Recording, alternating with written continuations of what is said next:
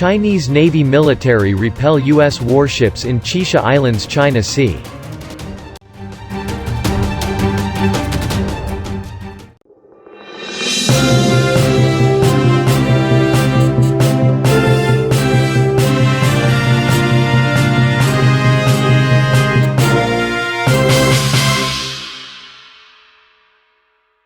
The Chinese People's Liberation Army or PLA on Tuesday expelled a U.S. warship that trespassed into Chinese territorial waters in the Xisha Islands of the South China Sea, while experts said Wednesday that recent U.S. naval activities in the South China Sea are a sign that the U.S. is losing control in the region and wants to flex its muscles to gain influence in the region.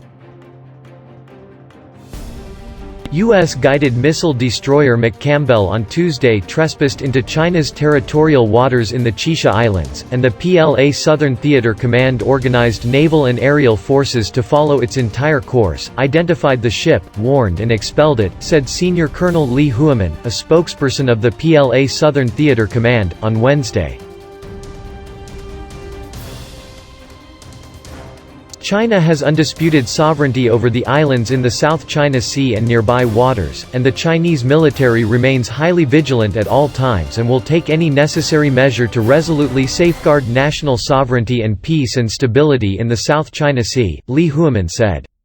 The U.S. sees the South China Sea as the main battlefield against China and is expected to increase actions even further in the future, because it has increasingly lost influence and control over the South China Sea, Li Jia, a Beijing-based naval expert, told the Global Times on Wednesday. Countries in the South China Sea, such as the Philippines, are becoming less dependent on the U.S., so the U.S. is losing leverage and has no option but to increase presence and exert influence on its own by sending warships, Li Jia said.